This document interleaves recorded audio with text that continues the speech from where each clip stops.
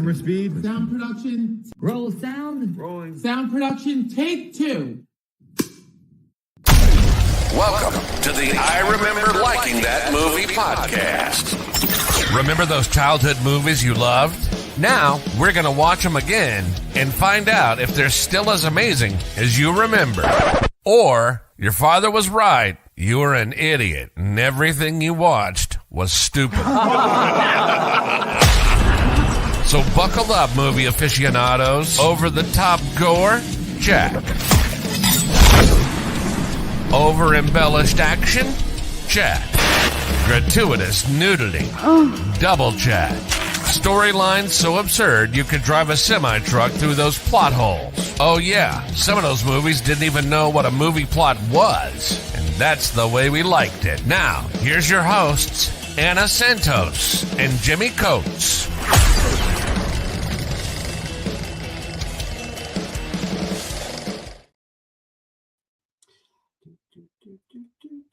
How's it going? Okay, I know what the problem is with the audio. Yeah.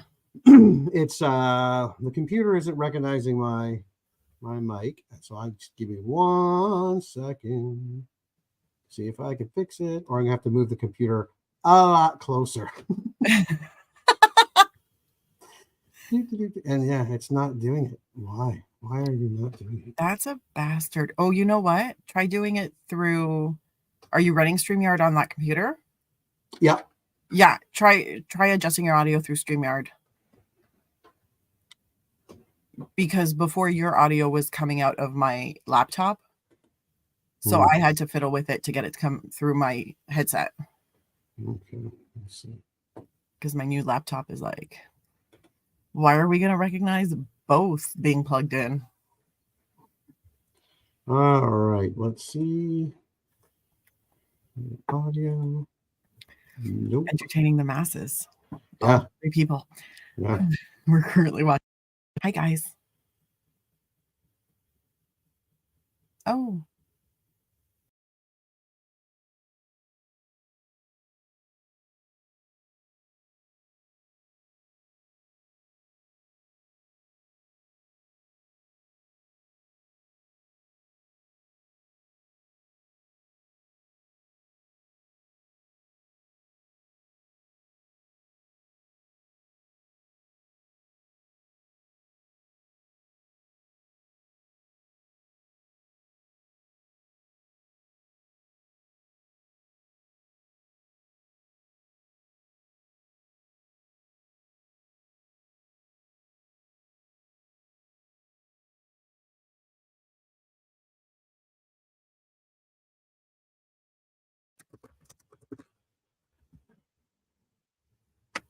Okay.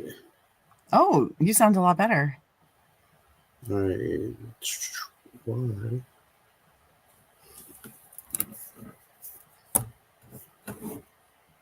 Can you hear me now? I can totally hear you. Why can't I hear you? Oh. Oh, because I don't have my things. Okay, I switched computers.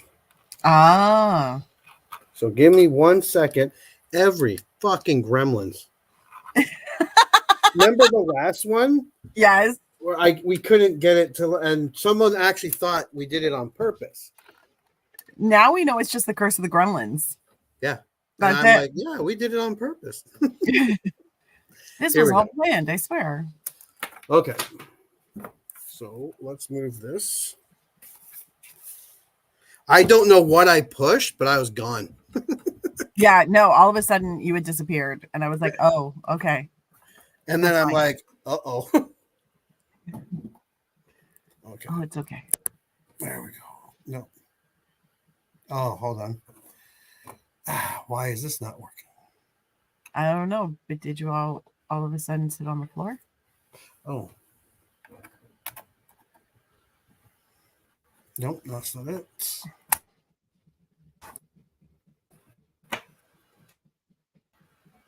This is horrible. I tried to set up the actual 2 computers. Yeah. And this is what I get. This is what I get for trying to be a little creative. Okay, 1 second. I got nowhere else to be.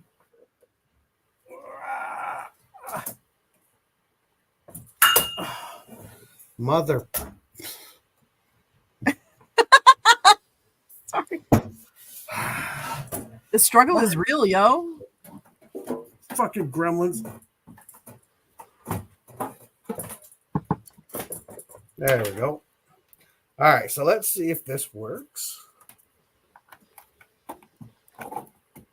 I can hear. You can hear me. Yeah. Can you hear me? Yep, I can hear you pretty good. All right. So if this works, let's see if it does. All right, 1 second here. Do, do, do, do, do, do, do.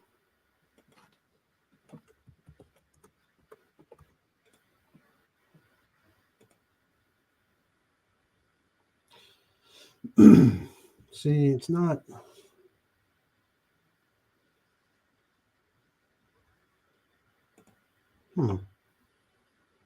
This is horrible. I had everything ready. Yeah, it's okay. It's okay. And it's funny this is happening on the day. Yeah. When I'm like, I logged in a couple minutes early. Yeah. Right. Oh. Terrible. All right, so now I just gotta make sure the audio.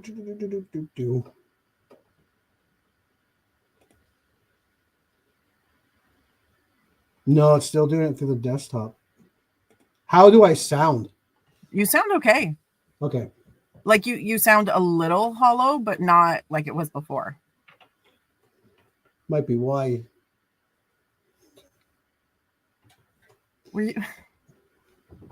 Were you unplugged? Yep.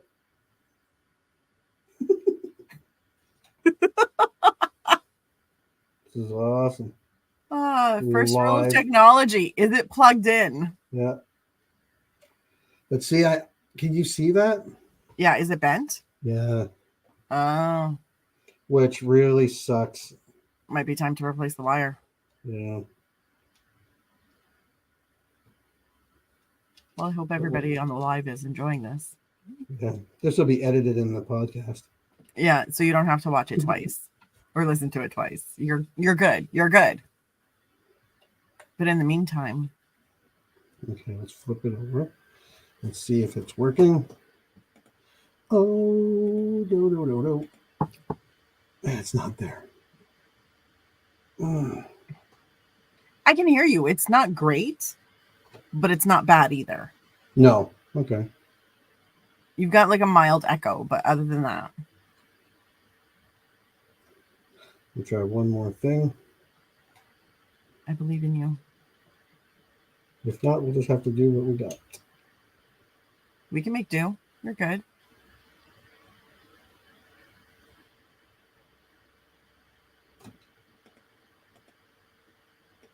And that means take you out.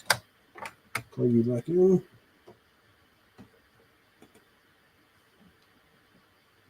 No. All right. Screw you, Mike. Go to hell. Do I have another mic? I don't know where I would look. Oh, well. Here we go. We'll figure it out. We're okay. All right. I will move this a tad closer. And can you hear me okay? Yeah, no, I can totally hear you okay. Okay. Yeah. Also, why are you labeled as do not open? Right. I had the second computer open. This is the second computer. And it was there to, while I had all my notes and stuff, I could see the actual studio. Yeah. But it didn't have the camera on. So I just put it Gotcha. at do not open. So let's edit that. Oops. There we go. Actually, I like your sound on your mic. If you can email me your mic, I mean, you can tell me. I'm going to forget, but if you can email me. I can send you the Amazon link where I bought it for $40. Yeah, that might be because Yeah, Because- no, I don't have the greatest sound setup. So I really needed, like, my mic is right up against my mouth for a reason. Yeah. Okay. All right. Welcome to the I Remember Liking That Movie pod. Oh. Want to do that again? Take two? Yeah. All right. So, oh no. What?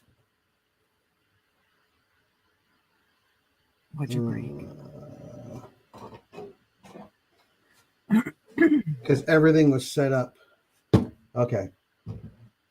Give me a minute here. Yeah, no worries. Everything was set up on the On the other computer? on the other computer. I got you. It's okay. I still have to, because I purchased a 27-inch monitor, and I fucking love it so much that I'm like, a 27-inch monitor. Yeah. So I have it set up because I use it for my day job work, and I'm like, it's the greatest thing ever. So now I want to get a second one. And then I'm like, and I want to put it on arms attached to my desk. And then I want to buy a laptop stand so that I can close my laptop and like just work from the monitors. Yeah. I'm going to be spending so much money refitting my home office. I need a desk that's like 30 inches deep minimum. Yeah, a studio would be nice. Right? And someone to do this. Yeah, yeah. So I can just sit there and go, what the fuck are you doing? That would be fantastic. I'd also like to be able to set up a little more like soundproofing. Mm-hmm. That would be great. I'm not holding my breath. I mean, the curtains do a little bit, but then I have like walls and an open space to my side. And I'm like, this could be better. And then maybe I'll start doing audiobook narration. Make that my day job. That'd be all right too. I don't have the voice for it, but it would be cool. I think I would be very good. Gremlins I've had a few. Too. Oh, Yeah, hi. we do. Welcome to the I Remember Liking That Movie podcast. Okay. Oh, it's coming. Okay. That's you. Oh. Okay. Fuck me. You know what? This makes a lot of sense though, because Gremlins 2 way Oh my- more chaotic than Gremlins. So I mean, we're sticking with themes. We're sticking with themes. Okay, so I'm going to switch over again. Bear with me. Yep. Okay, I'm here. I am there. Okay, watch. Okay.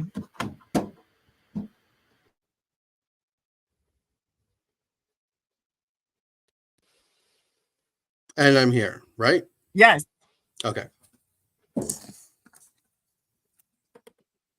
Your audio also sounds a lot better. I can't believe I actually had this all set up, just everything. I had the two computers, Yeah. and then the microphone thing happened. Can you hear me at all? I can totally hear you, and I can also see the actual room. Yeah. I'm like, what's back there, guys? That's what I'm working on next. Give me a second. Did you make a little like sound box? Are you underneath a bed? Yes, it was. Okay. It's a spare room. Yeah. Just sitting here, and it's actually very quiet. Nice. No, well, I would guess so because you have that like low ceiling right above where you're speaking. Yeah. I've had thoughts about making because I have a giant closet down in this room. So I was like, maybe I turn that into like a sound booth. Can you fit everything in it? I can. It is very, very deep and pretty wide. So all I really need to do and it already has shelves. So I'm like, all I have to do is shove a laptop in there, maybe my portable monitor or my smaller monitor, and then I can have it set up to do my audio back there, and I can soundproof it a little better.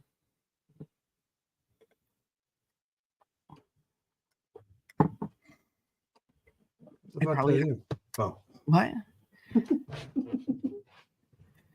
I'd have to fit more lighting in the closet, but Pay no attention to the man behind the curtain. curtain. There is no man. Pay no attention to the man in front of the curtain. In front of the curtain, yeah. Yeah. All right. Jesus fuck. Fucking Gremlins. That's twice now. Yeah. Because the first one was a shit show. Actually, this is a shit show too. Yeah, a little bit. But we figured it out. Well, you figured it out. I was ready to go. Yeah. Yeah. See, you tried to do something cool, try to make it all technical, and this is what I know. And I broke a mic in the meantime. But you can hear me all right? Yeah, I can hear you. Sounds pretty good. All right. I have lost my second screen. It's okay. What are you gonna do? It is what it is. Okay, so I have that ready. I just have to find. Give me 1 second.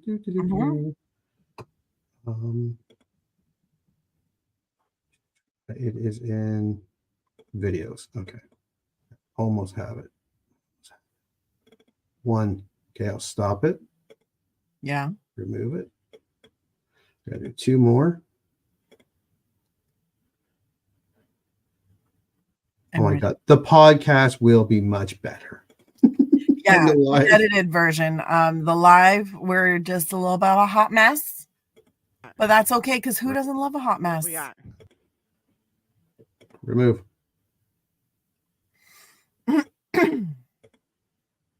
One more.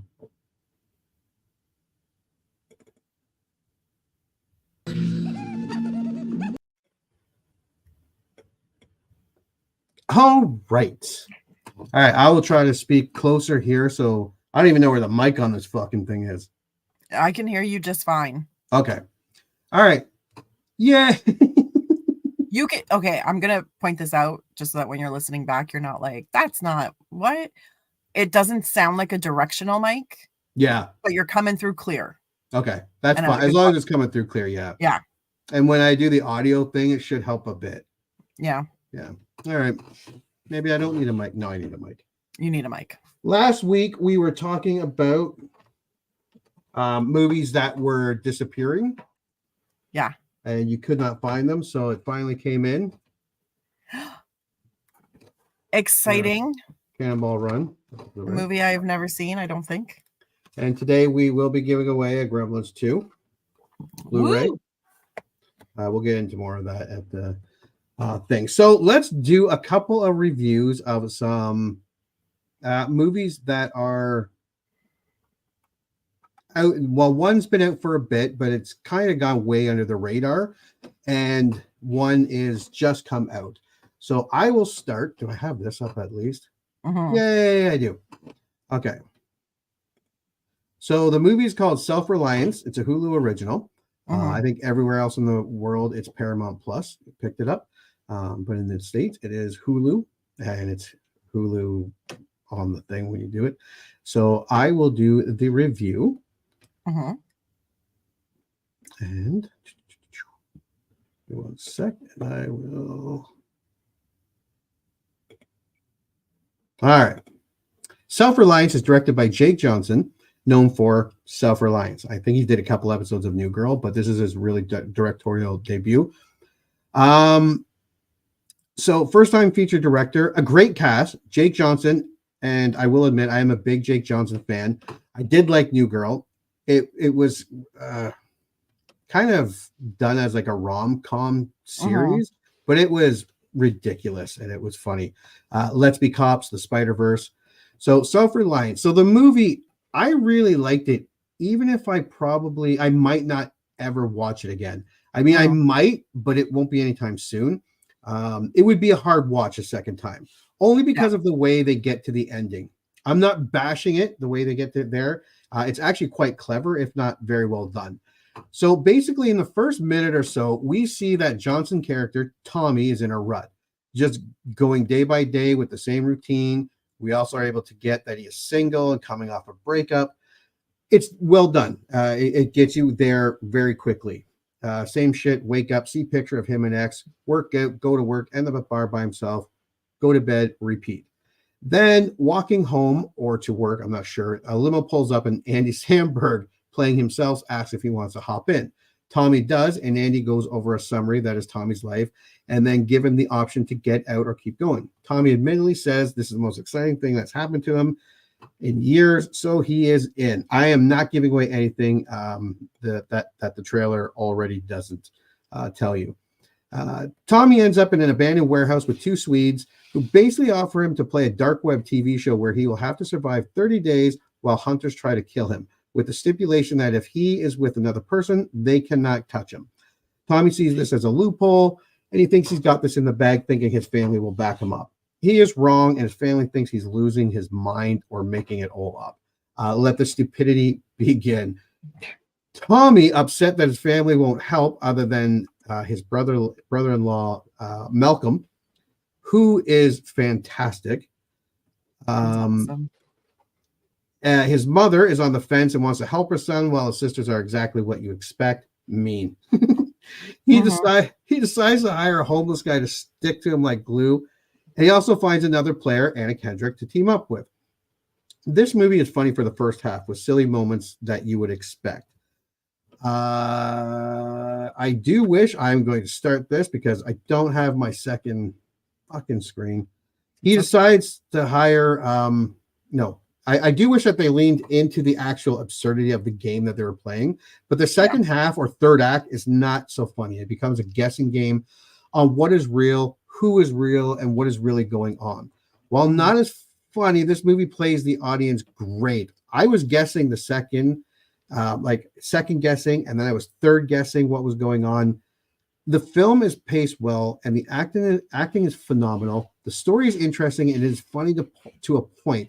Then it turns into a character study, and we begin a journey into self-doubt along with the character. I won't give away the ending or even hint at it, but I did like it.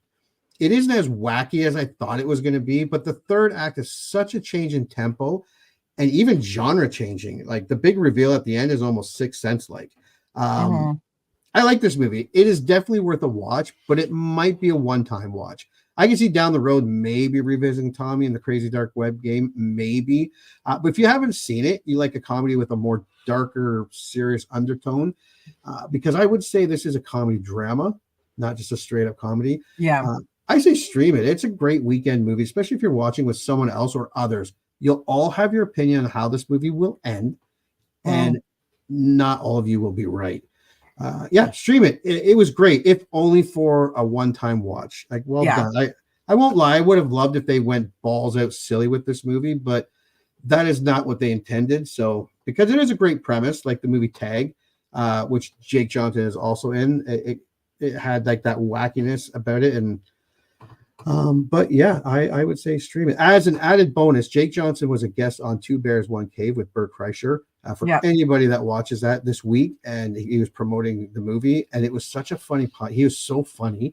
Jake Johnson is a lot like his characters you see on screen. Yeah, like he's funny, and he has his own podcast. Not that any of them need help from us promoting it, but just FYI for anybody that's watching that. But I mean, if they want to help promote us, I mean, we're not going to say no. No, go ahead.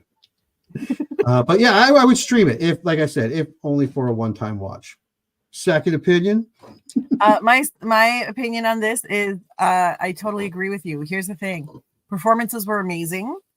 There were some big highlights. The brother-in-law Marcus, who I swear to God, Daryl J. Johnson. He's awesome. He was magic. He was magic. I also love Emily Hampshire, and I mean, it was the performances were fantastic. 100%. There were some very weird and quirky moments that keep you involved in the movie. So every time you think you kind of got a grasp on what's happening, some weird shit happens, and you're like, I don't know if I know what's happening anymore. Wait, is this a twist? Is this a turn? Also, ninjas. I don't want to ruin it for anybody. Yeah, no, the ninjas were awesome. Amazing. So I liked this movie. I think it actually would have worked better in a shorter format. Yeah, maybe. I think if it was a little bit shorter, even coming in at like the 60-minute mark, I feel like it would have held my interest, because there were times where I was kind of wandering and being like, is this all we're doing? Yeah. Is this it? Like, are we done yet? And I was checking the time because I was like, this feels like we're coming to the end of the movie, but no, we still have another 20 minutes left. So I was like, what? Okay. But I mean, yeah, it was great performances. It was an interesting concept. I would totally say stream it. I don't think this is a rewatcher. No. Yeah, this is not Once something you where you're like, know, "Ooh, let me watch it again." Once you know the ending and how it got there, it would be like it's not the same to watch it a second time. No, it would be hard. It would be very, very hard because I think the reason why I held on through the movie was because I wanted to know how it ended. I was like, no, now I want to know where we're going. Like, I want to get there. And I like where we ended up. It was great. Yeah. But yeah, I think if it was shorter, it would have hit different. I think it would have had a better pace. Yeah. Like, it's all pace, but and I'll be honest, I was leaning to probably what most people would think was happening, and I was caught off surprised by the actual ending because I was leaning heavily to that the one way. Yeah. But yeah, it's worth a one-time watch. Yeah. Oh yeah, for sure. And it's funny because you can feel it when your brain takes a hard left and you're like, oh shit, is that where we're going now? Yeah. And then you follow it through. But it's an interesting movie. The performances alone are worth it. Yeah. For everybody except for Anna Kendrick. It was bugging the shit out of me, the one sister. I'm like, where the fuck have I seen? And it was Schitt's Creek. Schitt's Creek, Emily Hampshire. The waitress. Hampshire. Yeah, because I kept on thinking I had to look it up. It wasn't until the end of the movie that I went. She was well. It was funny because when they show up in the kitchen, I was like, "Your hair is short. It looks super cute." Mind you, I did that for a lot of actors in this movie, where I was like, "Oh my god, hey, it's good to see you. Oh hi, I know you." It was fantastic. All right, so I think we both agree it's worth a one-time watch. Yep. Yeah. Definitely not a repeat watch. No. The second movie, this movie came out in September. It was available to rent sometime, I think, in December, and it kind of came under the radar. And this is a movie called The Miracle Club. So this is your movie. So it is. By all means. Well, it's funny because when this one was first released, I was like, oh, I'd like to watch that. Because, I mean, it's about a bunch of Catholics in Ireland. And, I mean, Catholics in the world unite. But basically, it's directed by Thaddeus O'Sullivan. That's his name. Who I have watched some of his earlier stuff. He's been a director and a cinematographer since, like, the early 80s. Really prolific in Ireland. Very well known there. Hasn't had a lot of, like, North American exposure, but I mean, this movie is shot beautifully, absolutely beautifully. But anyways, it stars Laura Linney, Kathy Bates, Dame Maggie Smith, who I love so much, Stephen Rhee, who I also love so much. I apparently watch a lot of British Isles television and movies. So it's set in 1967. And it follows the story of 3 generations of friends whose lives are all intertwined. And they all end up taking a pilgrimage to Lourdes in France, which is where Mary appeared to somebody who ended up being a saint at some point. Anyways, Chrissy is one of the friends. She comes over from America. There's some drama, but nobody explains it all. And there's some tension. But they all end up taking this trip to this, they all end up going on this religious pilgrimage to Lourdes, which apparently has healing waters. And they all have different things that they want to heal. And it's a great story of just peeling away the layers of the story of how all of their lives intertwine and all of the pain and anguish and the forgiveness that ends up coming. Absolutely beautifully shot. So great. The performances are incredible. Cried like a punk ass bitch. I'm not even gonna lie. Like I was like, thank God I watched this movie first, because I was like, this was a lot. but like it's a really great study on relationships and how complicated they can be, and how everybody thinks they're doing the right thing, but it just ends up wrong. And then there are some like comedic moments, and there's just incredible shots in it. God, it's beautiful. So I think everybody should totally stream it at least once. I don't think this is a super rewatch unless you're an older lady who enjoys a nice cup of tea and some biscuits. Yeah, it has its moments, it has its giggles. But for the most part, it's just a wonderful story of complicated relationships and long ago history that never really healed. And then going through the healing and mirroring this pilgrimage to Lourdes, which by the way is gorgeous, and now I want to go. So yeah, that's it. And I cried like a punk ass bitch. You're like half the movie. I was like, you're so touching. So second opinion, what did you think? Second opinion. Okay, so I knew you were gonna pick this movie. Yeah. When I saw the list, I was like, fuck. I'm watching The Miracle Club. I was gonna pick something else, but then I was like, oh, Aaron Eckhart is in that one. I'm a little mad at him right now for the way he treated Abigail Breslin. First, this type of movie, not really my cup of tea. I would not actively seek it out. I would not come across and go, a bunch of old broads from Ireland go to Lourdes, France to church to pray. Fuck no. And if you're into it, like not into it, how can I put it? Like local history stories, meaning this movie isn't part of a World War II story. It's not part of some historical church or some sort of cloak and dagger thing to uncover. This is about 4 women in a small town in Ireland that come face to face with their problems, both current and past.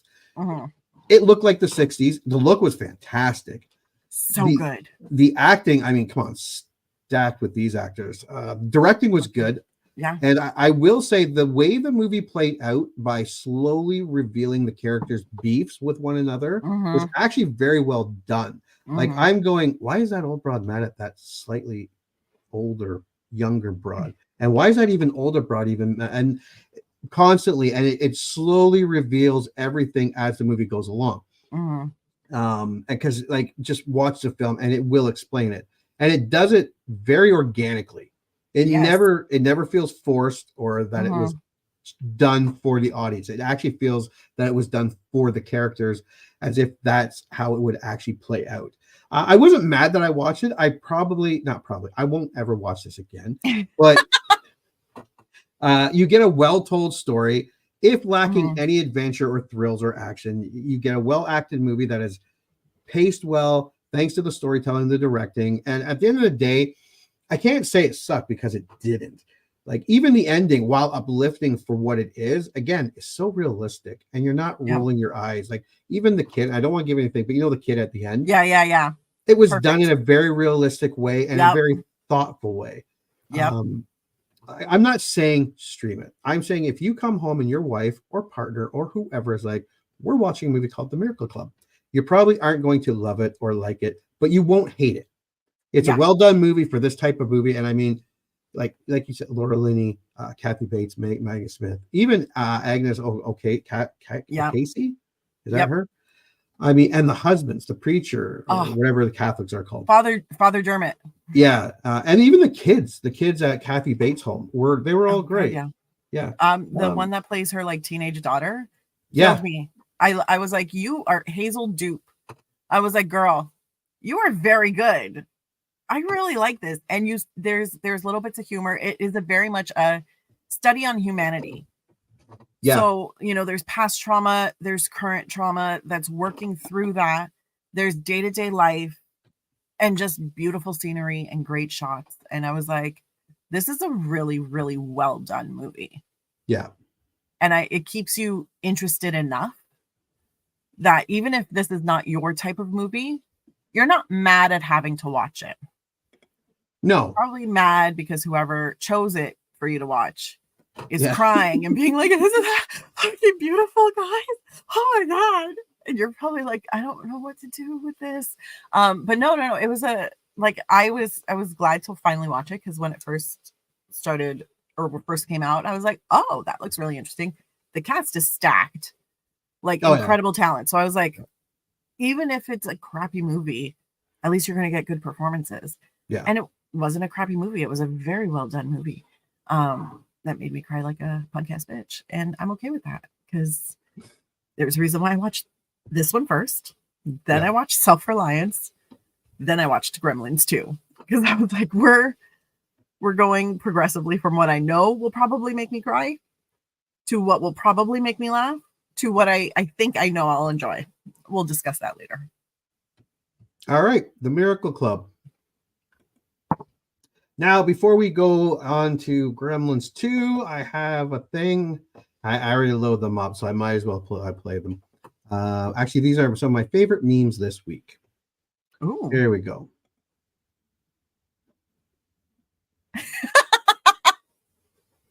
Adam and Eve were the first ones to ignore the Apple terms and conditions.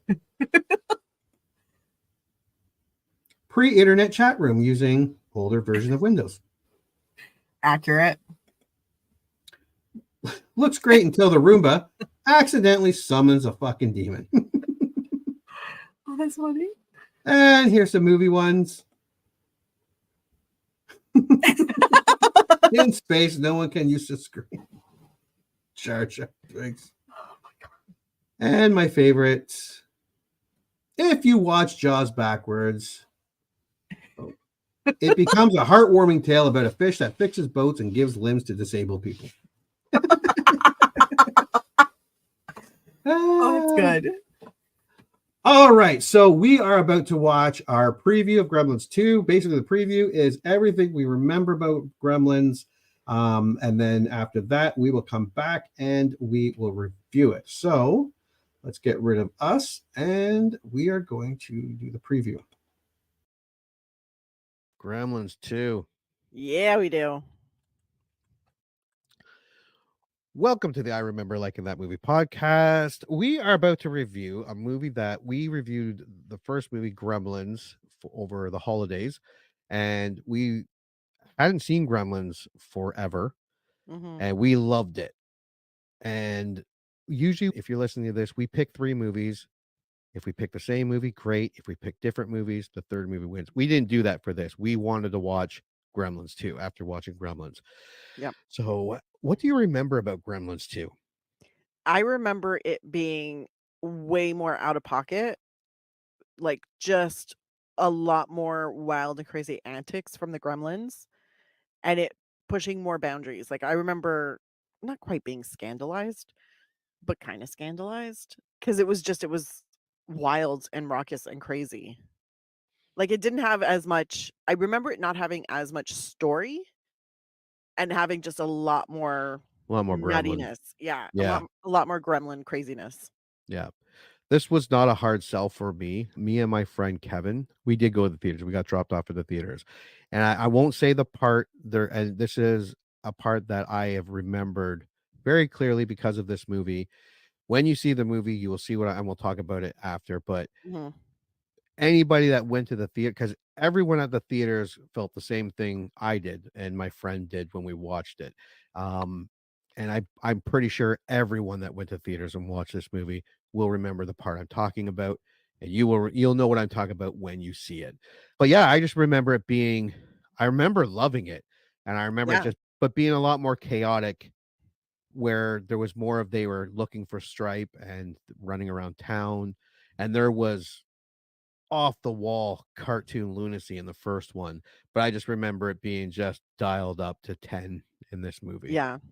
So I remember it feeling kind of like what would happen if we just let the gremlin run free, like yeah, just run amok and let them just do whatever they wanted, and it was wild. and I'm hoping that's what I remember is. And yeah, well, let's go to box office. And it was released June 15th, pretty close to the same month, and I believe that Gremlins 1 was, but in 1990 had a Mhm. budget, this is up to debate on the internet, between 30 and 50 million. There's not a hard number here. Yeah. It opened in 2,075 theaters at number 4 with a weekend total of 9.7 million behind Dick Tracy, another 48 Hours, Total Recall, but ahead of Back to Future 3 and Pretty Woman. Oh, Asterix, Back to Future 3 was already out for a month, and Pretty Woman was out for like 18 weeks oh, okay. before Yeah. this. So, but yeah, it ended up with $41.4 million. So it didn't do as anywhere near as well as the first Mm, movie. And you can kind of see with the movies that it was up, and I don't know what was out, but it was just the beginning of summer, so there were some bigger movies coming out as well. yeah. It's weird because maybe it just they waited too long to release this movie. I think that might be it. Yeah. There was too much time.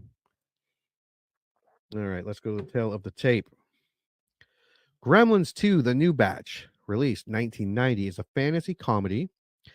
Gets a PG-13, unlike its predecessor. It's the first one got PG, and was Mhm. responsible for the PG-13 rating, and has a runtime of 1 hour and 46 minutes. Respectable. Taglines: Take your batch to see the new batch. Eh, Look out, a new batch is on the way. not bad. Here they grow again. I like that one. We warned you. Remember the rules. You didn't listen. I think if you took out "Remember the rules," it would be a better tagline. We Yes. warned you, you didn't listen. Better Or tagline. yeah, or even we warned you about the rules and you didn't listen. Yeah, I agree. Or just "Remember the rules, we warned you, you didn't listen." Yeah, Yeah. yeah. So yeah, So I like it. I Just like needs it, to but be reworked it a could have little bit. been reworked a bit and been a lot better. Yeah. That is it. God bless. The synopsis. The magical collectible store that Gizmo calls home has just been destroyed, and the tiny monster finds his way into a newly erected skyscraper. Billy Peltzer, Zach Galligan, and his bride-to-be, Kate, Phoebe Cates, who have previously dealt with gremlins run amok, discover that Gizmo and an impish legion of reptilian pals are inhabiting the downtown building. The couple tries to stop the creatures from escaping into New York City, but this new batch of beasts might be uncontrollable. That's right. It does take place in a office building. Yeah, and in New York too. I remember the New York part. Yeah. And it's great that Phoebe Cates and Zach Galligan are back. Yeah. came back. Yeah. And here is the poster. For those listening, it has "We told you, remember the rules, you didn't listen" on top. Then Gremlins 2: The New Batch. Here they grow again. It is a office building overlooking New York. The back of the chair has a scratch. There's a little computer off to the side. And there is a gremlin with a cigar tapping the ashes on poor little Gizmo's head in Gizmo. the drawer. I like the poster. I like the poster too. I don't like it as much as the first one, but No. this was an easy sell. Like as soon as we saw this commercial, all my friends wanted to see it. I like that it has a cartoon feel to it, the poster. Yeah. So it Yeah. feels very kind of fantasy like it's not reality. Because weirdly enough, no, we don't have cute little animals that randomly turn into jackasses. Unfortunately. Yeah. My kids do. Like as soon as they turn like 12, they turn a little jack. Yeah, but that's every kid. Yeah. Every kid hits Yeah. puberty and then all of a sudden they're a jackass and Yeah. you're like, "I just gotta wait it out. I just gotta wait it out. I could do it." All right, over on Rotten Tomatoes. 66 critics reviews have this at 71%. 250,000 audience members have it at 59%. Little That's opposite pretty here. high. Yeah. Critics' consensus is Gremlins 2 trades the spiky thrills of its predecessor for loony satire, yielding a succession of sporadically clever gags that add some flavor to a recycled plot. All right, so let's start with the fresh, and you may go. Thank you. Many filmmakers throughout the years have tried to figure out how to make a live action cartoon. Joe Dante, with this film, is the only man that got it 100% right. Tim Brayton, alternate ending, original score 5 out of 5. Damn. Gremlins 2 is sloppy and inconsistent, just as it needs to be. It's bumptious. Adolescent humor would wilt away if it were subjected to craftsmanship and mature reflection. It's a great review. Dave Kerr, Chicago Tribune, original score 3.5 out of 4.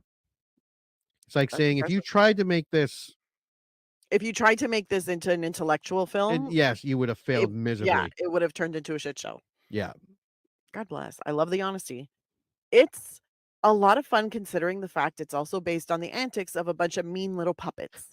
Tom Long, Santa Cruz Sentinel. Gremlins 2, the new batch, has so much comic energy that we overlook its lack of anything worth calling a plot. Nigel Andrews, Financial Times. It's fantastic. We'll take turns. Okay. Gremlins 2 works better than its 1984 predecessor for one simple reason. Gremlins was only partially goofy, while Gremlins 2 is totally goofy. John Woolley, Tulsa World, 3 out of 4. View it as a live action cartoon and strap yourself in for a roller coaster ride. John Ferguson, Radio Times, 3 out of 5. Only a snob could resist such a generous level of lunacy. David Anson, Newsweek. All Okay, right. that fits with what I remember. Yeah, like it's just off Just the wall. a hot mess, crazy. Well, I'll wait till the end to give my. Yeah. I'll start with Rotten Tomatoes, the bad.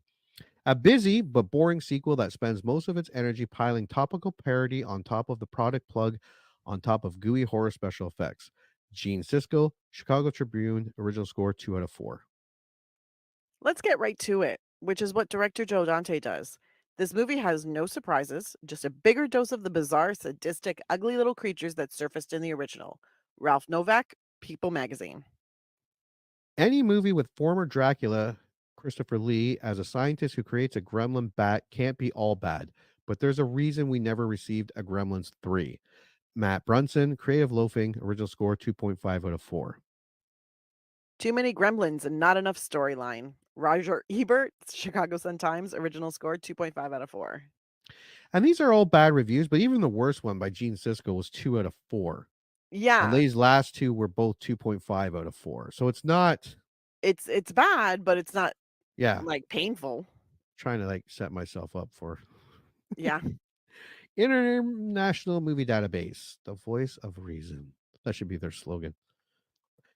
111,000 user ratings, has it at 6.4 out of 10. Okay. You may start. More laughs, more gremlin, and a lot more fun. 10 out of 10 plus 2 more stars. 10 out of 10, A Tinder. Nice. Mm, They really liked it. they really did. One of the most overlooked and underrated sequels ever. 9 out of 10, Darth Osmosis. Off the wall and completely out there. 8 out of 10. David Sim, 240183. Balls to the Wall. 7 out of 10, Stega Stack Savior. Yeah. Hmm. Gremlins Take Manhattan. 6 out of 10. Jack O. Hassanov, IMDb. Yeah. The New Batch Needs Seasoning. 5 out of 10, Anaconda 40658. A real lover of original but willing to admit sequel sucks. 4 out of 10. The Red Death 30. Gremlins 2. What a fucking train wreck. 3 out of 10, WWW. Hi all. There were no 2 out of 10s. No. So you may take the last one if I'm pretty sure there thank is you. one. Yes. I want to die. All of my worst dreams come to life. Would be a good movie if you were stoned out of your mind. I hate this movie so much. Save yourself and don't watch this. 1 out of 10. Killian Juice. Yes, that's what he said. Yep. Yep, that's what he called himself. That's a whole thing. All right. So get you out of here. All right. So box office, tail of the tape, and some reviews. Now we are going to watch the trailer and then we'll make our predictions.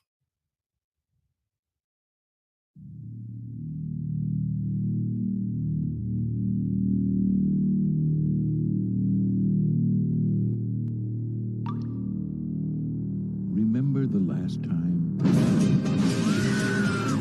we told you not to feed them after midnight? We told you to keep them away from the light. And the most important warning of all, we told you to never, ever didn't listen.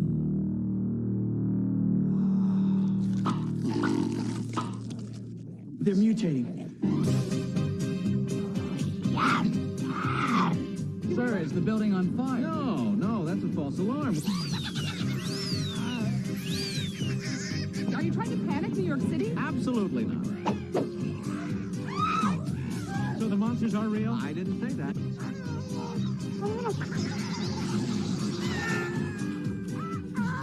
Gremlins 2. The new batch. Now, was that civilized? No, clearly not. Fun, but in no sense civilized.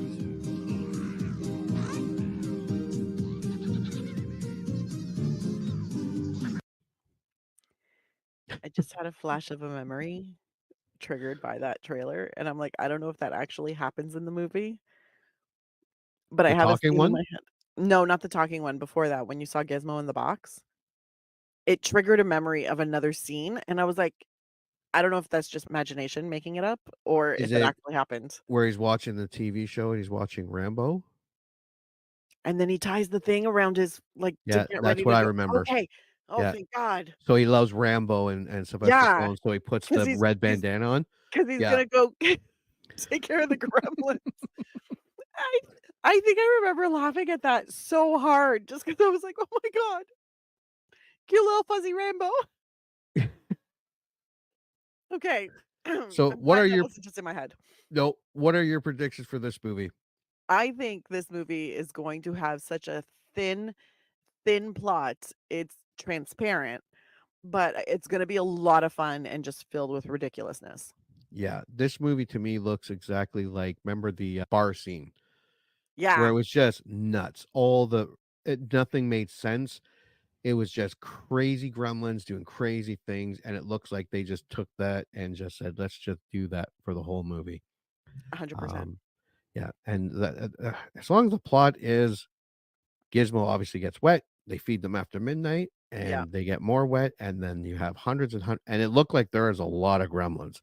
yeah, Yeah, that's all I want, and that's as long as yeah, it's funny and Gizmo was there, and yeah.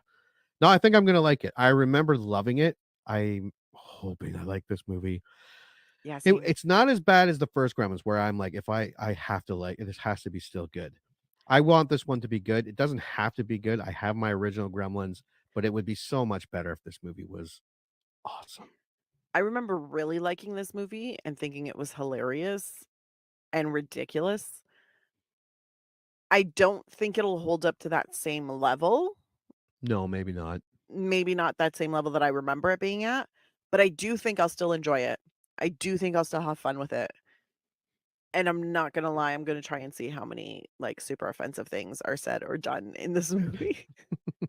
Because I'm like, I have a feeling. I have a feeling it's gonna happen. Yeah, probably. It's only 1990. That's right. That was before we all knew better. Yeah, Or we were trying to do better. 1990. Woo woo. All right, well, we are going to go watch Gremlins 2, the new batch, and when we come back, we are going to review it. Here's hoping. Woohoo. Let's all go to the lobby. Let's all go to the lobby. Let's all go to the lobby to get ourselves a treat. Delicious things to eat. The popcorn can't be beat. The sparkling drinks are just dandy. The chocolate bars and the candy. So let's all go to the lobby to get ourselves a treat. Let's all go to the lobby to get ourselves a treat. And now, on with the show.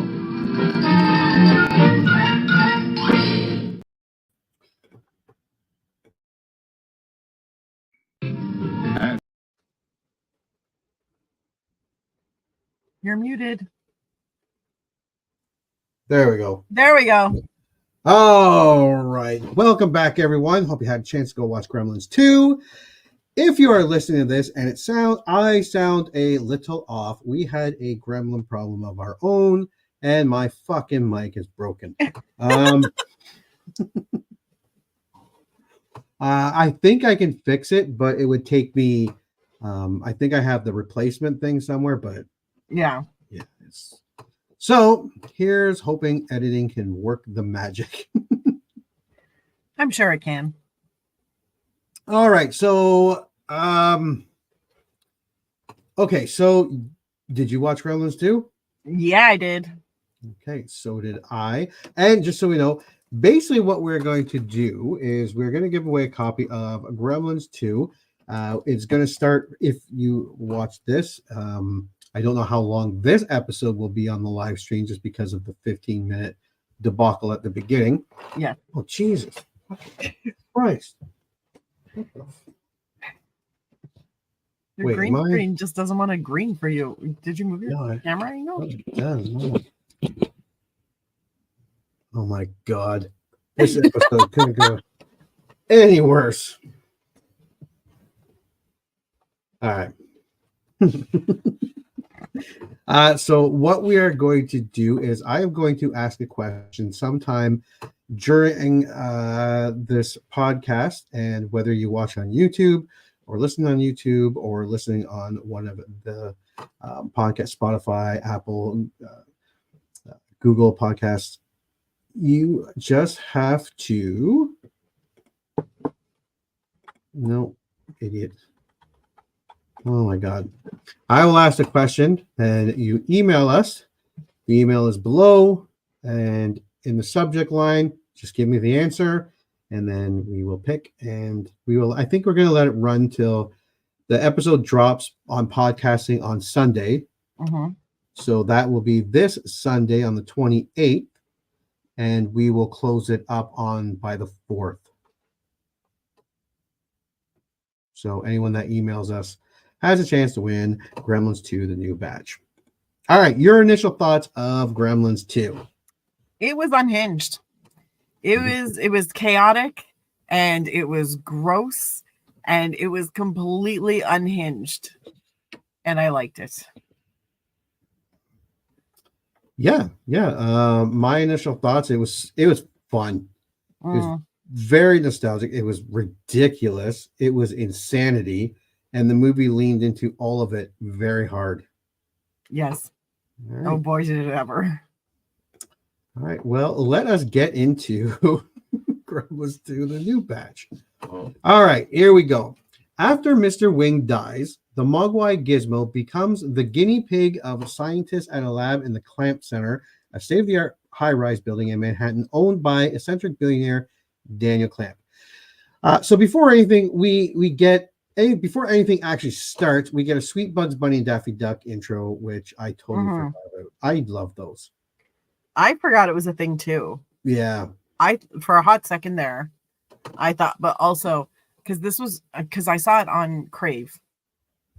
So I went to watch it on Crave. So I clicked play.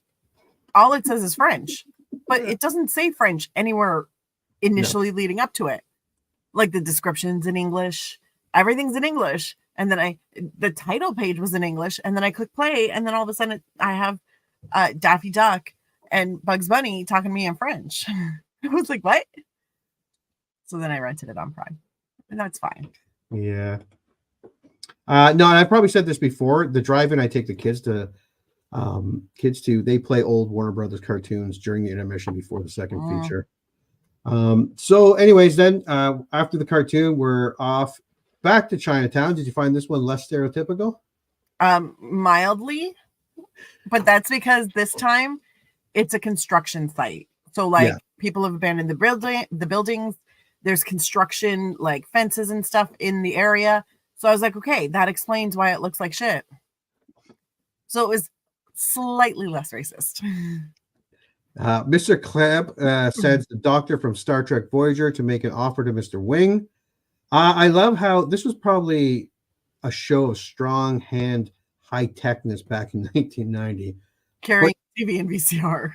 Yeah. And if you're listening and don't remember, Mr. Clamp cannot make it, or he doesn't want to, and he sends his minions who bring in a TV, VCR, and Robert Picardo, the doctor. With hair. Yeah, with hair. Yeah, threw me off a bit. Yeah, me too. He takes a VHS tape out of his pocket or his underneath his jacket and slips it in the VCR. I love the two goons setting it up, one looking like where to plug it in. Do you know there are kids out there that would watch this and go, what the fuck is going on? Why didn't they take out their phone? Yeah. Like, just play the video from there. Yeah, Mr. Wing declines the offer. They go back to the car where one guy is like, sorry, it won't sell, Mr. Forster. And the doctor from Voyager is like, did you hear that cop? He's not going to be around much longer. And 6 weeks later, Mr. Wing is dead. Yep. What happened to the grandkid? The kid that gave Gizmo to Mr. Peltzer in the first movie? Apparently, he wasn't talking to Grandpa no more. No. Or he's the one that sold the property. Or Mr. He inherits it. And then killed him after the first movie for selling the Mogwai. And I also back to China. Yeah. And I also noticed or remembered when Mr. Wing came back and got Gizmo from the first movie. Yeah. He never gave Mr. Peltzer's money back. Mr. Wing kept that money. Fuck yeah. Just saying. Mr. Wing didn't take his money. That's so it's true. not Mr. Wing's job to give it back. That's true. Yeah, the grandkid did. Yeah. Yep. I also like Forster being keep the TV and Gizmo starts watching it immediately, like Rambo 2, which becomes very important later on. Yes. But he was really getting into Rambo 2. That was great. Now Mr. Wing is dead. They're demolishing the store so they can build Mr. Clamp's new Chinatown. Gizmo has nowhere to go, but he has to get out. So shame on Mr. Wing not making proper arrangements for Gizmo, and shame on the grandson for not being there. Unless Mr. Wing actually did kill him or send him back to China. Also, that entire building was still filled with all of his stuff. Yeah, they didn't give a shit. Did they not send anyone to clear out the space? Yeah. And like resell his shit, make a little more money? No. No, so Gizmo hightails it out of there. Some great shots, some great special practical effects, and some not so great effects too. But you have to admit, him running down the street was adorable. Yeah, yeah. And the not so great ones were really bad, but quick and not used again. Gizmo is just chilling downtown with the two weirdo twins that were in a bunch of movies and shows, but they take Gizmo. The movie I can actually recall these two. They were the guys that edited the news that Robin Williams couldn't say in Good Morning Vietnam. And one was the guard, and the T-1000 replicates him in T2 Judgment Day. Fun fact, hold on, I wrote it down. About these two, their names are Dan and Don. And every movie they ever did was with each other. Never a solo career. Oh, that's beautiful. Yeah, it's kind of weird. At the mercy of chief researcher Dr. Catheter, I love that name. Gizmo is rescued by his former owner Billy Peltzer and his fiancee Kate, both of whom work elsewhere in the building. Okay, so Wikipedia doesn't give you a whole lot here. So we see Billy and Kate played by the same actors, Zach Galligan and Phoebe Cates. Thank God, I hate that. It's worse when it happens in sitcoms or series, but Billy and Kate both work at the Clamp Center. I thought for sure they lived in the building, but I was wrong. We also see Billy is friends with the late night horror movie host, Grandpa Fred. Yeah. Or he plays Dracula, played by another familiar face, Robert Prosky. You just know him. He was in a lot.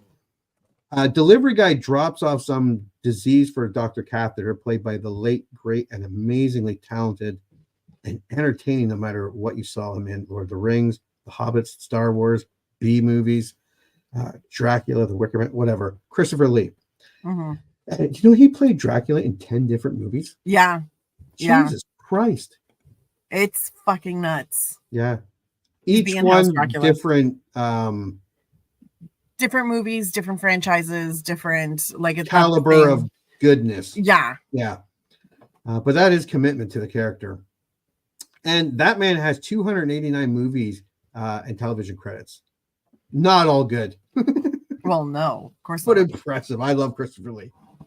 But the delivery guy, who played it by none other than Raymond Cruz, and if you don't know that name, I promise you will know his face.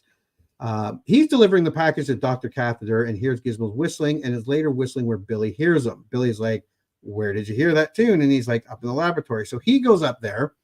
And did you notice the secretary? It was the secretary in the lab. It was bugging the shit out of me. Yes, I was like, oh my God, it's Pat. But that was all I could remember. Julia Sweeney from SNL. Yeah, Julia Sweeney. But I was like, it's Pat. It's oh my Pat. God, it's Pat. That's what was burned in my. I'm like, I know this woman has a real name, but I can't think of it. Billy finds Gizmo, lets a few monkeys out to create a diversion. Gizmo then has to chill in the cabinet for a while. Okay, back to Wikipedia. Clamp befriends Billy upon being impressed by his skills in concept design, sparking the interest of Billy's superior, Marla Bloodstone. Mr. Clamp, or John Glover, is fantastic. He's great in a lot of movies and TV. Yes. Marla, Haviland Morris? Yep. Jake Ryan's girlfriend in 16 Candles. Really? Yeah. Did not know that. That's a little oh my God, I can kind of see it now. When you know it and then you look at her, you're like, yeah, that's her. Yeah, but she looks so different. She was also in an episode of Cosby, so she was probably molested. Mr. Clamp loves his drawing, Billy's. Marla decides to hitch her horse to that wagon, and they go have a quote-unquote business meeting. Okay, so Gizmo left in the office where water spills on his head from a broken... Are you not going to talk about the business meeting? Yes, I'll catch up to the business meeting, yeah. No worries, just wanted to be sure we were going to touch on that. Drinking fountain and spawns 4 new Mogwai.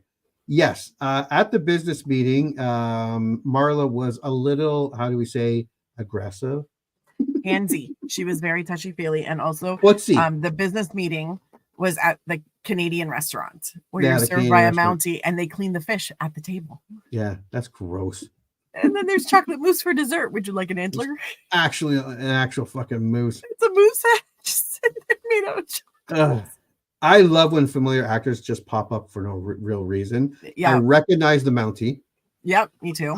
I recognize John Aston. Yep. The original Gomez Adams as the janitor. Mm-hmm. And I like that they gave these Mogwai more personality, where in the original it was just Stripe and the others were just the same. Yeah. And so everyone knows they weren't named like in this movie, that no one gave them names. But in the script, we have Mohawk, an obvious descendant of Stripe, or Stripe reincarnated. Mm-hmm. Then we have George, the grumpy one, and then his buddy Lenny. Who's the crazy one? George and Lenny from Of Mice and Men. Yes. No, George, Lenny was the stupid one. Oh, right. And and my absolute favorite Mogwai, Daffy. That's his name in the script. When they're all being born and checking out the surroundings, and Daffy is just bouncing all over the office with that laugh. Oh my God, that was awesome. And it should be noted, Daffy had no interest in what the others were doing with Gizmo, and had no interest in hurting Gizmo. He was just interested in being a fucking lunatic. Yes. He was just there to have fun. Yeah. They cage Gizmo in the air vents and later eat at the building's food court after midnight, becoming gremlins. Okay. And here Wikipedia skips a bit. After Gizmo escapes from the vent, Mohawk captures him, tortures. Okay. So Billy gets Kate to go pick up Gizmo. She finds Daffy just sitting on some building playing and laughing. She takes him home and he's just wired, throws a blender off the counter and sees her jump, and that just makes him laugh. Billy is at the dinner with Marla getting his foot job. While poor Kate is trying to feed Daffy, who is just getting he's just getting his kicks by pelting her with food. Yeah. Billy decides enough is enough. He leaves, goes home, all excited to see Gizmo. Instead gets Daffy. And I love this scene, and there is a reason for this. Kate, where did you find this guy? In your office, where you said. This is not Gizmo.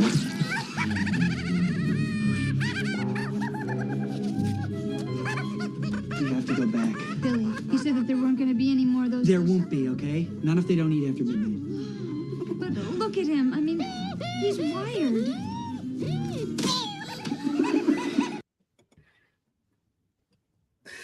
And that is a clip for a reason. Okay, so I love that stupid Mogwai. He is my absolute favorite Mogwai gremlin, hands down. Kate is all worried, and then we go back to the Clamp building where Mohawk, George, and Lenny are heading to the food court. Great scene. Yes. George just pumping the ice cream into Lenny until it just backs up and covers. Mohawk coming out of the Skittles or the M&Ms, and everyone's like, rat. It's a rat. Yeah, and they're like, did they say rat? And he's like, the kid behind the counter, he's like, no, he said no rat. And can we also acknowledge the absurdity of the little things, like Billy's light going out, so he has to move around to get it to come back on, or the random speakers saying shit like whoever owns whatever car. Yeah, it's dirty. It's dirty and old.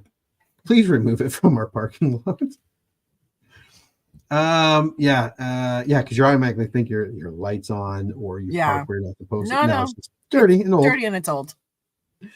Now Billy and Kate are looking for Gizmo and the other Mogwai. Security sees Billy trying to burst into, I think he was trying to shut off the water. Yes, he was trying to shut off the water. Yeah. So that they could not get wet and multiply. And security guard played by Rick Ducommun, who I remember from The Burbs and a few other things. And he demands to see what's in Billy's bag. And Daffy, the lunatic Mogwai, pops out and latches right onto his and I like where Billy's like, we got to do something. They're dangerous. And he's like, really, you think? As his nose is bleeding. So they, Daffy gets away. He escapes. Billy goes to jail. Kate bails him out. They also had the Futtermans visit. Yes. From the first movie. Survived. And we thought they died. I know. So they actually lived. And I was so excited to see that they lived. I was like, that's nice. And they're like, well, you can't, because they have to go deal with the Gremlins. So they're like, you have to get a hotel because they're getting fumigated. Yeah. Per my son. Yeah. Kate bails him out of the jail. And they go back to the camp building where it is already too late. The pods have hatched. But he's in there with Forster and he's trying to explain everything. And they start asking questions about the Gremlins. What I loved about this was they were asking questions that everyone had after the first movie. Yes. I didn't because I was a stupid kid back then. But like if food gets stuck in their teeth, what midnight does it go by? What if they're on a plane and they cross a time zone? That was midnight actually, matters, like which one counts. Oh, it was awesome. Mohawk comes ripping through the control panel and attacks a guy. Everyone freaks out and Billy screams, scares him off with a flashlight. I like how Billy's gonna go do it. He gives the flashlight to the girl and says, just point it and they're scared of it. And then Forster just takes it from her. Yeah. He's like, no, we protect me. The other Gremlins set off the fire sprinklers and spawn a Gremlin army that throws the building into chaos. Billy attempts to lure the Gremlins into the lobby where sunlight will kill them. Okay, we missed all the insanity. Yeah. Okay, so I have some notes here. So Mohawk must have, he must have some stripe memory because he tortures Gizmo a lot in this movie. He does. Way more than the other ones in the first movie. He's so mean. The photocopier with his little legs kicking. Him like, tied to the toy train tracks. Yeah, I made a note. Tie him to the toy train track and then run him over the train. I was like, no. And then there's the Velcro that he was pulling off of him. Yeah, putting the Velcro on and ripping it off. I was like, why is there Velcro? And then I'm like, he fucking hates Gizmo. He really does. Then we go to where Kate is giving a tour. Yes. And they go to the cooking show with Drunky Microwave Marge. Did we notice the Japanese tourists with taking all the pictures? Played by, hold on, I got it. Gide Watanabe. Getty Watanabe. Gide, mate. It's Watanabe. Of 16 Watanabe. Watanabe? Yes. What did I say? Watanabe. Yeah. 16 Candles, Gung Ho, UHF. He's been in a lot and very memorable every movie he's been in. And as Marge is drinking and cooking, she opens up the pot, and there is Daffy, all insane and now in gremlin form. George and Lenny get the idea with the microwave. Mohawk wasn't there. He was just torturing Gizmo, right? Yeah, just torturing Gizmo. The microwave blows up and it sets off the sprinklers. Kate realizes what's going on and has to drag Mr. Katsuji That's the character Mhm. in that's as he is it just keeps snapping pictures. And from there, it is utter chaos. There is Back in so the much. what's that? There is so much in this movie. It's hard to keep it straight. Oh my god. Yeah. Oh here. Yes, I'm gonna try. Back in I'm the addicted. security, they notice hundreds and hundreds of things popping up on their radar thing. Mhm. Yeah, because Mohawk is still yes, because they go back because he is still torturing Gizmo at this point. Kate gets into an elevator in one of my favorite scenes. Me and all my kids laugh. The Gremlins are fucking around and send the elevator shooting upward. And when Kate yells stop and tells the computer to sound the alarm, and all you hear is the Gremlins pretending to be the alarm. That was awesome. That was a great scene. They're like, Yep. Yeah. Mr. Clamp is bored, decides to take some memos with his secretary. He hears her scream. A gremlin actually put a mouse trap In her sandwich. And then you hear the snap. Then when he goes and looks, and that gremlin's pretending to be the secretary and just typing away, and I think he was doing like the ABCs. It was just awesome. Like all you see is just his hands going, and he's all proud he's doing it. It attacks Mr. Clamp until he shoves into the paper shredder. Yeah, that was gross. Like really, really gross. Yeah, it was gooey. Billy and Forster show up. Billy has a plan, and Clamp makes Forster go with Billy. I love how Forster's like, why me? Clamp is like, I hired you to fix all the bugs in the building.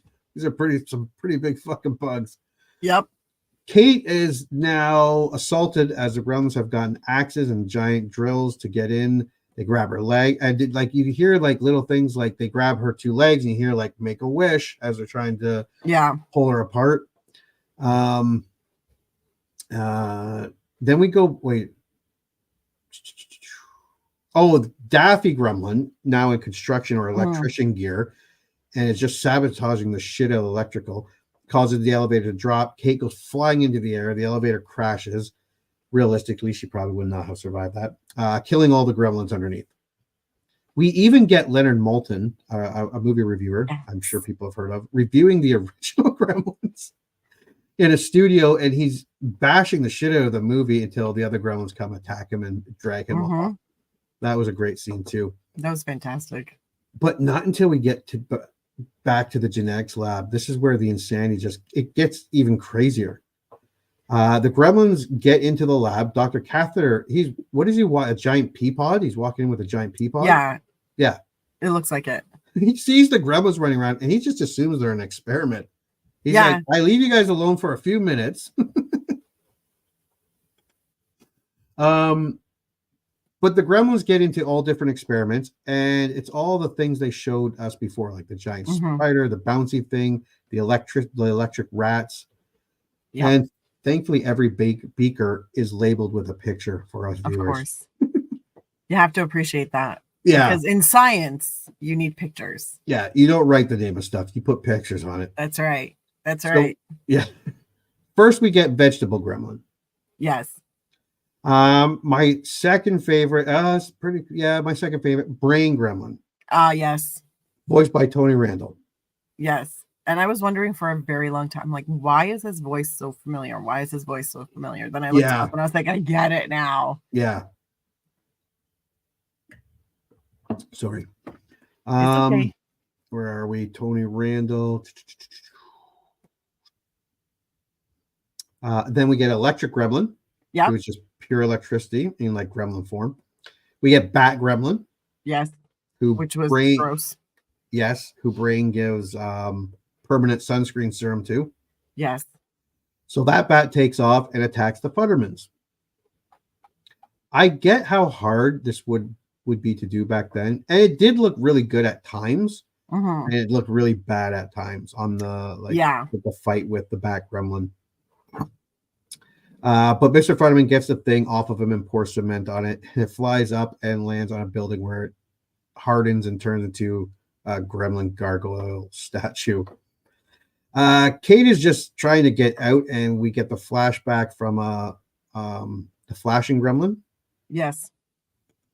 I don't know whereabouts it is, but I remember it. And because Kate starts to have one of her Christmas story moments, and she starts talking about She's like, we can't talk about it. It was Lincoln Day. Lincoln Day, and we went to the park, and it was starting to And there turn was into this this man. tragic. He was very tall and he had a beard, and he looked a lot like Lincoln. But it didn't look like he was wearing anything under his coat. And Billy's like, we don't have time for this. And I'm like, this sounds like it's gonna be really dark. Oh my god. I was like, that was a good callback. That was a good callback to like the OG Gremlins. I was like, thank you. I appreciate you. Yeah, that was good. The flasher gremlin, and then she just kicks it right in the nuts and it goes flying. Then this is what I was talking about during the preview. My friend Kevin and I went and saw this in a theater. It was opening weekend, I think, or the next weekend, but it was quite full. And when the film started to go funny and burn, yeah, and it actually looked like the reel was broke, everyone in the theater bought it. Like people were sarcastically clapping and yelling, "Way to go, numbnuts!" People were getting pissed, because in the actual theater one, it is a little longer. Yeah. When it breaks, to get everyone kind of worked up. Warner Brothers actually didn't want it put in. So Joe Dante actually had it tested, and the test audience loved it. Yeah. And they actually had a problem because they kept it in for the VHS release, and people, because they kept that length in, were stopping the VCR and sending it back to the movies. And the actual VHS company called Warner Brothers and going, "What the fuck?" So they had to shut it down really. So the Gremlins popped up on screen. I had forgotten about that scene. Yeah. Until it started, and then it was like, oh my god, that's right. It has the burning film in this. Yeah. I didn't remember that scene at all until it like started, and I was like, oh, memory unlocked. And when the Gremlins shadows popped up and they were fucking around, that had to be one of my all-time memorable movie theater moments. And then the mother comes out in the movie and is complaining that this movie's worse than the first one. And the projectionist is refusing to go back up to the booth because all they want is Snow White. Hulk Hogan ripping off his shirt and threatening to come up there and beat the Gremlins. Jesus Christ. I was like, this is like peak late 80s, early 90s. Peak. Yeah. Also, what movie theater has a guy standing there in a tuxedo? Yeah. What? Sir, you should be wearing a polyester uniform. Oh, yeah, I know. I'm like, what the? This is insane. Yeah. All in a good way. Oh, like a fantastic, but it's insane. Yeah, insanity, complete and utter insanity. Yep. Yeah. Then we get back Dracula, or Grandpa Fred. Grandpa Fred. He sees that no other reporters are allowed in the building, and since he always wanted to be a newsman, he finds Mr. 16 Candles along Mr. Katsuji and asks if he knows how to work a camera. He's like, I am a camera. Let's not forget the gremlin who throws acid in another gremlin's face for that Phantom of the Opera gag. Then we meet Greta, the sexual assaulted gremlin. Yes. She likes to cop feels. Yeah. And corner people. Dr. Cather has a plan, and Billy's like, something sciencey, and he's like, no, I have an arsenal of assault weapons. Like, what the fuck were they doing in there that you have to have a whole arsenal of assault rifles? He walked in and he was like, oh, this is another experiment. Yeah, no problem. Yeah.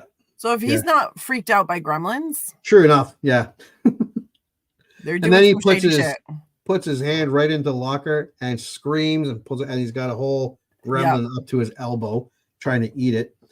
And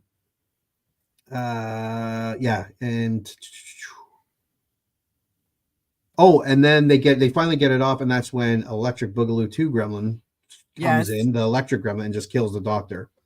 Yeah. Mohawk gets the Uzi. Forster is running for his life, blowing his rape whistle. Billy is hightailing it out of there. Mohawk grabs the beaker with a spider picture on it. I wonder what that's going to do. Mr. Clamp discovers Fred interviewing Brain Gremlin. That was a great interview. That was a great interview. Brain Gremlin explains what they want, and what they want is what everyone else has. Yeah. And he's like, sure, we'll stumble along the way, but we want to be civilized. to be civilized and to live. And then he shoots a gremlin in the face, and then he's like, I mean, sure, we'll stumble, and sometimes we'll make mistakes. And Grandpa Fred just kind of stands up and walks away. Yeah, because he's like, now is that civilized? No. Fun, yes, but not civilized. And then Brain goes on to like this monologue about what they want and what they need, and and Grandpa Fred walks away, nice and quiet. He's like, maybe I don't stand next to the crazy man with the gun.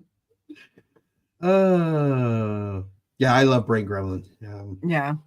I like he's like, we'll have to get schedules for Broadway shows. And he's like, we've heard about the street violence, but I believe we can watch that for free. Oh, can you tell I really enjoyed watching this movie? Billy and Mr. Clamp, they come up with a plan to kill all the gremlins, to put tarps over all the windows to make it look like everything is turning into evening, so all the gremlins would gather in the lobby. Yep. Mr. Clamp pops up out of that elevator built into the shrubbery thing.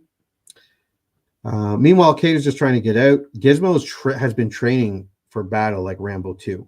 Like of course. Sylvester Stallone. And he's got the red headband on and everything. He makes himself a little bow. Yeah, a little bow and arrow with a paper clip and an elastic. So cute. Billy gets knocked out by Daffy Gremlin and ends up in a dentist chair. Yes. Daffy is a wacky SOB, I tell you. Mr. Futterman saves him, but Daffy gets away. Yeah. Kate finds Marla in a web, a la Mohawk turning into a spider gremlin. Marla admits to hitting on Billy, but Billy turned her down. But it doesn't matter because here comes Spider Gremlin. Yeah. Spider Gremlin. Yeah. Spider Gremlin. Spider Gremlin. Does whatever a Spider Gremlin can do. But have no fear. Gizmo is here with his head bandana and his little bow and arrow and white out that I guess is flammable. It is very. Is it? Oh, okay. I hope my kids didn't realize that. Yeah, and Gizmo toast Mohawk, burns him to a crisp. Yep. Yeah, he deserved it. He was a dick. He really was. I was not sad about that death. Not at all. No. Billy and Mr. Futterman find Marla, Kate, and Gizmo. Meanwhile, the big musical number starts. This was great. New York, New York. And it should be known, Joe Dante had 100% complete creative control. And he said this was the movie that he poured the most creativity into. The shots of the gremlins, the cut to the Phantom of the Opera, the Greta Gremlin making her grand entrance coming out of that big stage thing. That was fantastic. The gremlins stockpiling military weapons. It's like they were making this movie and someone would be like, what if we did this? And what if we did this? And Dante was like, fuck yeah, we'll do that. Honestly, I think that was essentially, I think that the entire script started with, okay, here's the setup. Here's how they start getting made. And then we're just hijinks ensue. And then they give you the end of the movie. And that's it. Yeah, it's probably 2 pages. And the guy reading was like, okay, gremlins are in a building. Then what? And then they're like, whatever we're just gonna make a list of everything we want to do, and then we're gonna do it all. Yeah, we got 30 to 50 million. Let's go. So Billy gets an idea, tells Mr. Futterman to get ready and to blast him with water. Goes to the phone and finds the electric gremlin still on hold, being tortured by the moose hack. That was funny. They're blasted by the water. Billy takes the phone off hold and the electric gremlin fries them all. This was cool. Yeah, I like the Wicked Witch. I'm melting. Yeah. I'm melting. It was also super gross. It was super gross. So gross. This was actually for 80s because it was released in 90s. So it was filmed in the 80s, late 80s. This was the electricity effect. Actually, I've seen a lot worse from the 80s and 90s, to be honest. But the practical effects of the gremlins melting and the skeletons, it was really, really well done. Super good. Yeah. I will give them that. Yeah, 100%. Clamp charges in with the police and press, but sees the conflict is resolved. Thrilled by the result, he promotes Billy, Kate, Fred, and Marla and hires Mr. Katsuji as a cameraman. He sees Billy's drawing of Kingston Falls and offers a promotion for Billy to help him build an entire town. Offers Fred to be anchor, a news anchor. Yeah. Billy and Kate then return home with Gizmo. Forster calls Clamp to notify him that he's trapped at the highest floor of the building. The female gremlin, nicknamed Greta, and the sole survivor of the horde, corners him and entices him to marry her. And he seemed to kind of like it. he seemed to come around to the idea. Initially, he seemed very hesitant and a little trepidatious, if you will. But then eventually it seemed like he was warming up to it. Yeah. And that is our movie. Yay, Gremlins! Woo! Okay, so before we start, here is what is the name of Jimmy's absolute favorite Mogwai or Gremlin? So you can email us at I remember liking that movie @gmail.com. Put the answer in the subject line. We will be running this for a week, or up until, sorry, my bad, February 4th. If it's after February 4th and you're hearing this, you're shit out of luck. And if we pick you, we will email you, and you can email us back your mailing info, and we will email you the Blu-ray copy of Gremlins 2. And it actually comes with over 10 minutes of footage never seen. Ooh. Behind the scenes documentary. Ooh. Commentary by director Joe Dante, Zach Galligan, writer Charlie something, and some producer. It has a gag reel, alternate ending, alternate home video sequence. When they have the Hulk Hogan, they redid it. It's John Wayne. Oh wow. Who was dead when this was made. So I don't know how they did this, but yeah, for their home video release, they did it. Yeah. And so, yeah, actually I might keep this and just send another one to whoever wins. You're like, I wouldn't mind this one. I wouldn't mind seeing that stuff. Okay. I can understand that. So what is the name of Jamie's absolute favorite Mogwai or Gremlin? I said it quite a few times. I even showed a clip. And I remember liking that movie @gmail.com. All right. That out of the way. What is your score?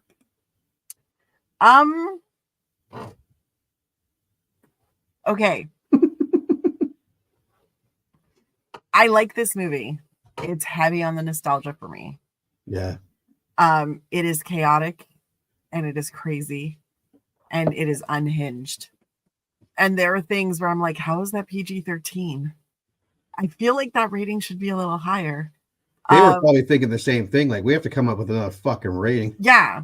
But it was funny because I ended up having to rent it because even though it's technically on Crave, it's on Crave in French. Yeah. And I did not know that until I started playing it. And I was super confused. But anyways, so I ended up renting it on Prime. Oh. Yeah. And I was super glad that I did. And then I actually had a moment where I was like, I should have bought it. I should have bought it because this is the type of movie that you can definitely put on when you have some friends over, you're ordering pizza. You're like, let's put on Gremlins 2. It is a crazy, unhinged, like just chaotic mess, but I love it. Let's watch it. Because there's so much. There's so much in it that you could watch it 12 different times and you will pick up on 12 different things. Yeah. Like 12 new things. So, I mean, it was a really fun watch, but I spent most of it being like, oh my God, that's right. That happens. Oh my God, that's right. Oh, I forgot he was in it. Oh, I forgot she was in it. Oh, that's right. Them. So it was, I need to watch it a few more times. So I'm probably going to end up buying it, even though I rented it. I'm just going to watch it first thing tomorrow morning. I think everybody, if you can buy it, I didn't even say buy it at full price, $14.99. Because this is one of those things you can also introduce this movie to your kids or to younger people and be like, here you go. There's no storyline. There's no plot, but it's fun. Yeah. Yeah. Yeah. Would you buy the digital copy or would you want I'd probably want the copy? DVD. Yeah. The physical copy. Yeah. Because I like those better. Yeah, I'm starting to. I used to be all digital. I'm really starting to lean now that they're taking movies off street and you can't find them. I'm like, fuck. I'm starting to get into that a lot more now. Okay, so I'll buy it at full price. Yeah. Okay, yeah. My score. Yeah. This movie was not unlike the first one while being completely different at the same time. The reviews made it sound like 10 minutes in, we're bombarded by gremlins.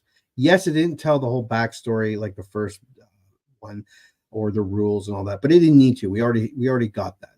It did take the time to introduce us to all the characters, Mr. Clamp, Forrester, Marla, Dr. Cather, the creepy twins, the Futtermans. So I thought the pacing was fine. It leaned more into the comedy and crazy with a hint of horror, grossness. Well, a lot of grossness, and like no real mystery at all. Where the first one had crazy moments, this movie started when the new batch first popped off of Gizmo's back and spawned a greatly appreciated Mogwais with their own characteristics instead of just one main villain. It was full of nostalgia. It was greatly paced, as in it was a roller coaster. It just didn't stop. There were a lot less visible mistakes with the puppets, and more importantly, this was a fun movie. It blurred movie and parody, but all the actors were committed. The effects are still great. Not all of them. There are a few that have not aged well, but for the most part, awesome. You are never, ever bored.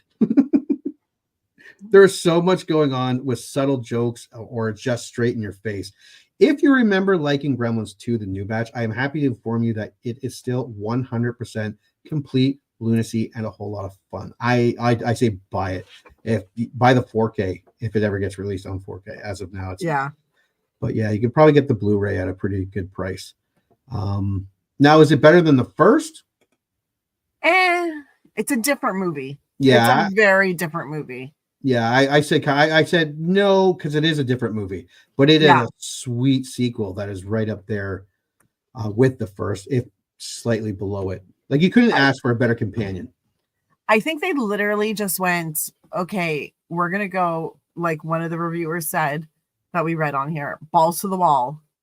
We're just gonna have as much fun with it as I can. And they poked fun at the first one, and they referenced back to it. It was a fun but crazy movie, had a very different vibe.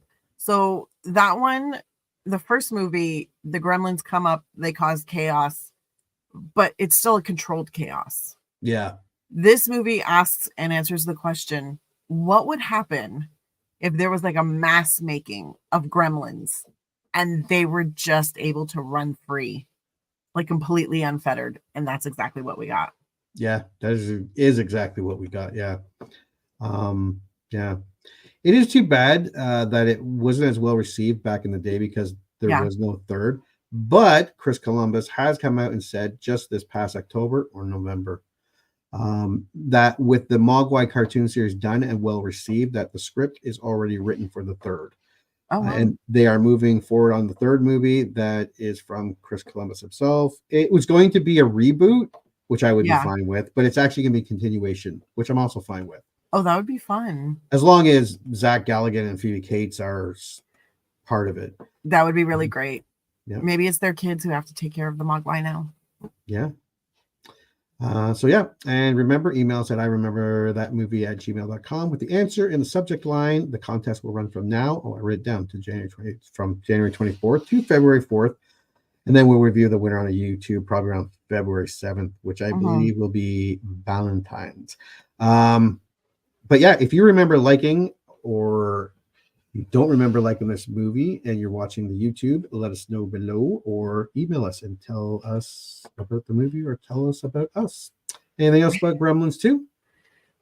No, that's it for me on Gremlins 2. It was a chaotic hot mess, and I'm probably going to watch it a couple more times just to be like, I know I missed stuff. Oh, yeah. Yeah. I know I did. Yeah. And I do apologize for if I sound awful. We had our own Gremlins problem. Yes. And my microphone is fucked. All right. So until the next movie we remember liking. And now, folks, it's time to say goodnight. We sincerely appreciate your patronage and hope we've succeeded in bringing you an enjoyable evening of entertainment. Please drive home carefully and come back again soon. Good night.